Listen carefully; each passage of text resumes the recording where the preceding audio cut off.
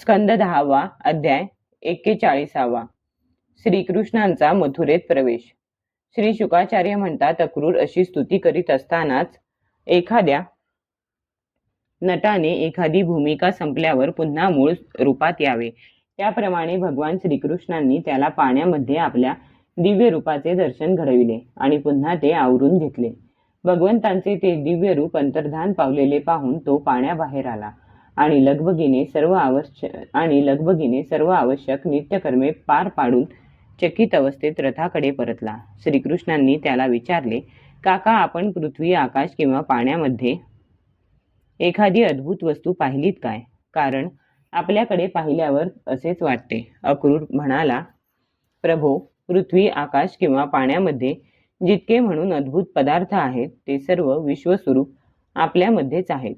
जर मी आपल्यालाच पाहत आहे तर अशी कोणती अद्भुत वस्तू असणार आहे की जी मी पाहिली नाही? भगवन, जेवढ्या म्हणून अद्भुत वस्तू आहेत त्या पृथ्वीवर असोत, पाण्यात असोत किंवा आकाशात असोत, त्या सगळ्या ज्यांच्यामध्ये आहेत त्या आपल्यालाच मी पाहिल्यावर त्याखेरीज अद्भुत वस्तू मी कोणती पाहणार? गांधिनी पुत्र अक्रूराने असे म्हणून रथ हाकला आणि त्याने श्रीकृष्ण व बलरामांना दिवस मावळते वेळी मथुरापुरीत आणले. परीक्षिता, वाटेत ठिकठिकाणी लागणाऱ्या गावातील लोक भेटण्यासाठी येत आणि वसुदेव पुत्रांना पाहून इतके आनंदमग्न होऊन जात की ते आपली दृष्टी बाजूला करू शकत नसत. नंद इत्यादी गोप अगोदरच तेथे जाऊन पोहोचले होते आणि मथुरेच्या बाहेर उपवनात त्यांची वाट पाहत होते.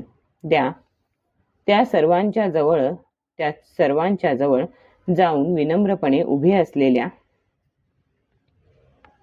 अक्रूराचा हात आपल्या हातात घेऊन जगदीश्वर भगवान श्रीकृष्णांनी हसत हसत म्हटले, काका, आपण अगोदर रथासह पुढे जाऊन मथुरेत प्रवेश करा आणि आपल्या घरी जा.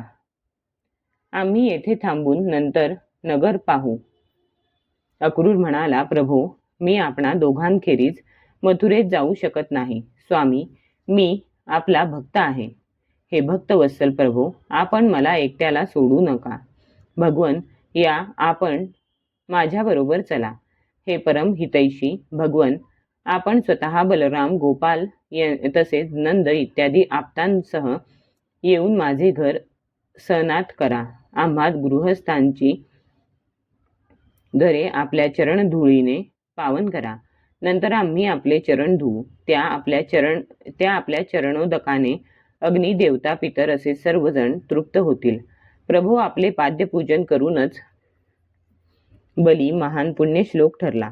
इतकेच नव्हे तर अनन्य भक्तांना मिळणारे अतुलनीय ऐश्वर्य आणि मोक्ष त्याला प्राप्त झाला. आपले चरण धुतलेले पाणी तेच पवित्र गंगोदक होय. त्याने तिन्ही लोक पवित्र केले. त्याच्या स्पर्शाने सगराच्या पुत्रांना सद्गती प्राप्त झाली आणि तेच जल शंकरांनी आपल्या मस्तकावर धारण केले. हे यदुश्रेष्ठा, हे देवाधिदेवा, हे जगताचे स्वामी, आपल्या गुणांचे आणि लीलांचे श्रवण व कीर्तन मंगलकारक आहे. उत्तम पुरुष आपल्या गुणांचे कीर्तन करीत असतात. हे नारायणा, मी आपणास नमस्कार करतो. श्री भगवान म्हणाले, काका, मी माझ्या दादाबरोबर आपल्या घरी येईन, पण अगोदर या यादवांच्या शत्रूला मारून माझ्या आप्तेष्टांना सुखी करीन. श्री शुकदेव म्हणतात, भगवानांनी असे म्हटल्यानंतर थोडासा खिन्न झालेला अक्रूर नगरात गेला आणि त्याने कंसाला त्याचे काम केल्याचे निवेदन केले आणि तो आपल्या घरी गेला. नंतर तिसऱ्या प्रहरी बलराम आणि गोपालांसह भगवान श्रीकृष्णांनी मथुरा पाहण्यासाठी त्या नगरात प्रवेश केला. भगवंतांनी पाहिले की नगराच्या तटांना स्फटिकांची उंच उंच गोपुरे असून घरांना सुद्धा स्फटिकांची दारे लावलेली आहेत. त्यांना सोन्याचे मोठमोठे दरवाजे आणि सोन्याचीच तोरणे लावलेली आहेत. नगरात तांब्या, पितळेची, धान्याची कोठारे, पागा इत्यादी आहेत. चहू बाजूंच्या खंदकामुळे कोठूनही त्या नगरात प्रवेश करणे कठीण आहे. जागोजागी असलेल्या फळबागांनी व रमणीय फुलबागांनी ती नगरे शोभिवंत दिसत आहे. सुवर्णाने सजविलेले चौक, धनिकांचे महाल, त्यांच्या सभोवतालचे बगीचे, कारागिरांचे बाजार व लोकांची निवासस्थाने नगराची शोभा वाढवित आहेत. वैडूर्य, हिरे, स्फटिक, नील, पोवळी, मोती आणि पाचू इत्यादींनी मढविलेले सज्जे, चबुतरे, झरोके आणि फरशा झगमगत आहेत. त्यांच्यावर बसलेले मोर, कबूतर इत्यादी पक्षी निरनिराळ्या बोली बोलत आहेत. सडका, बाजार, गल्ल्या आणि चौकांमध्ये पुष्कळ सुगंधी पाणी शिंपडलेले आहे. ठिकठिकाणी फुले, जवाचे अंकुर, लाह्या आणि तांदूळ पसरलेले आहेत. घरांच्या दरवाजांपाशी दही आणि चंदन चर्चित असे पाण्याने भरलेले कलश ठेवले आहेत. तसेच ते दरवाजे फुले, दीपमाळा, पाने, घडांसह केळी आणि सुपारीची झाडे, झेंडे आणि रेशमी पताकांनी उत्तम रीतीने सजविले आहेत. हे राजा वसुदेवनंदन श्रीकृष्ण आणि बलराम यांनी मित्रांसह राजमार्गाने मथुरा नगरीत प्रवेश केला. त्यावेळी नगरीतील स्त्रिया अतिशय उत्सुकतेने त्यांना पाहण्यासाठी लगबगीने गच्च्यांवर चढून उभ्या राहिल्या. त्या गडबडीमध्ये काहींनी आपली वस्त्रे आणि दागिने उलटसुलट परिधान केले. काहींनी चुकून कुंडले, बांगड्या इत्यादी दोन दोन घालण्याऐवजी विसरून एकच घातले. काही जणींनी एकाच कानामध्ये तानवडे घातले, तर कोणी एकाच पायाला पैंजण बांधले. कुणी एकाच डोळ्यात काजळ घातले. काही स्त्रिया भोजन करता करता हातातील घास तसाच टाकून निघाल्या. सर्वांची मने आनंदाने भरून आली होती. काही जणी अंगाला तेल लावित होत्या. त्या स्नान न करताच निघाल्या. त्या झोपी गेल्या होत्या. त्या गडबड ऐकून उठून तशाच निघाल्या. ज्या माता मुलांना दूध पाजित होत्या त्या त्यांना खाली ठेवून निघाल्या. कमलनयन भगवान श्रीकृष्ण मदमस्तक गजराजासारखे डौलाने चालत होते.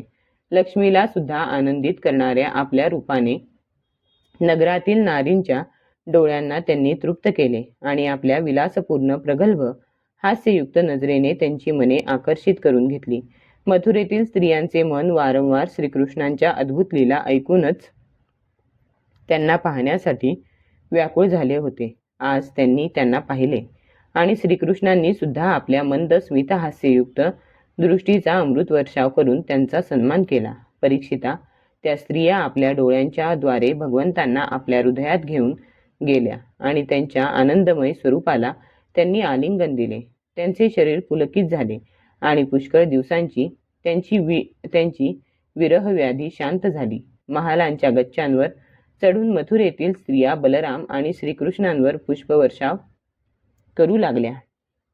त्यावेळी त्या स्त्रियांची मुखकमले प्रेमाने प्रफुल्लित झाली होती. ब्राह्मण, क्षत्रिय आणि वैश्यांनी ठिकठिकाणी दही, अक्षता, पाण्याने भरलेले घट, फुलांचे हार,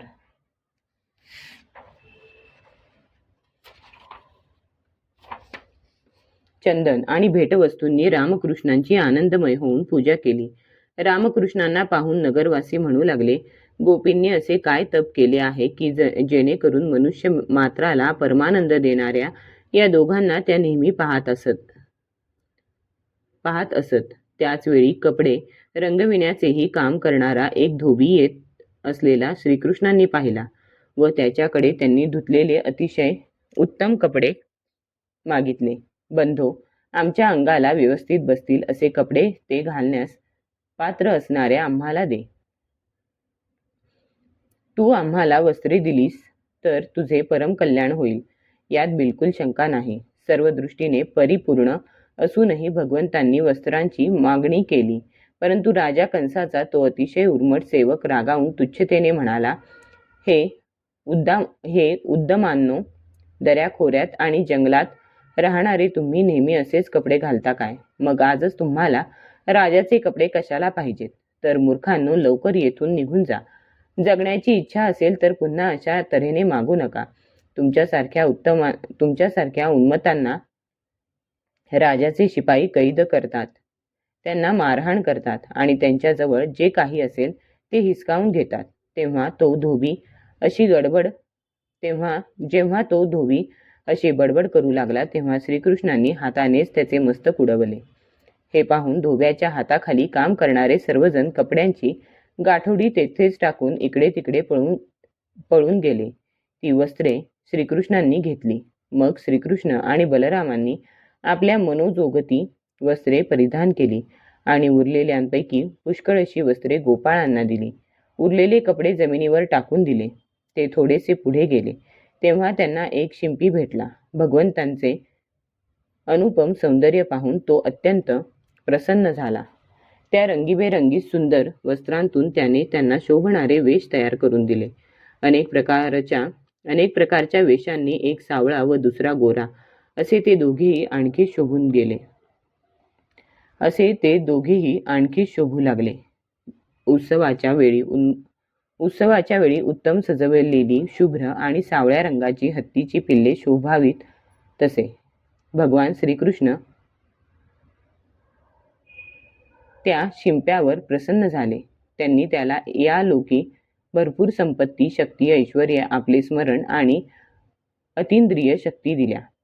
तसेच मृत्यूनंतर आपले सारुप्यही दिले. नंतर ते दोघे सुदामा माळ्याच्या घरी गेले.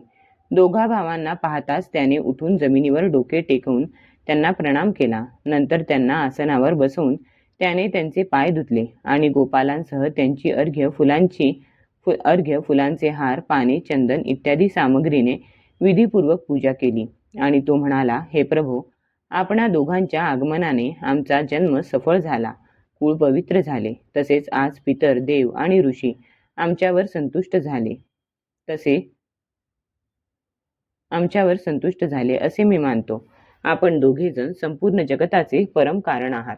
आपण या संसाराचा अभ्युदय आणि मोक्ष यासाठीच या पृथ्वीवर आपल्या शक्तींसह अवतीर्ण झाला आहात. आपण जरी भजन करणाऱ्यांनाच भजता तरी सुद्धा आपल्या दृष्टीत विषमता नाही, कारण आपण सर्व जगताचे सुहृद आणि आत्मा आहात. आपण चराचरामध्ये समरूपाने राहता.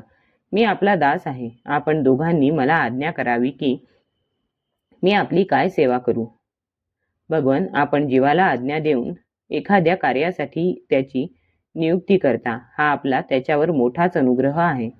हे राजेंद्रा, भगवंतांचे मनोगत जाणून सुदाम्याने मोठ्या प्रेमाने अतिशय सुंदर सुंदर सुगंधित पुष्पांनी गुंफलेले हार त्यांच्या गळ्यात घातले. गोपाल आणि बलरामांसह भगवान श्रीकृष्ण जेव्हा त्या सुंदर सुंदर हारांनी अलंकृत झाले तेव्हा त्या वरदायक प्रभूंनी प्रसन्न होऊन विनम्र आणि शरण आलेल्या सुदाम्याला वर दिले. सुदाम्यानेही त्यांच्याकडे हाच वर मागितला की सर्व स्वरूप अशा त्यांच्या ठाई आपली दृढ भक्ती असावी, त्यांच्या भक्तांशी मैत्री असावी आणि सर्व प्राण्यांबद्दल अत्यंत दया असावी. हे वर त्याला देऊन शिवाय वंशपरंपरागत वाढत जाणारी लक्ष्मी, शौर्य, आयुष्य, कीर्ती आणि सौंदर्य हेही दिले. नंतर श्रीकृष्ण बलरामांसह पुढे गेले. अध्याय 41 समाप्त.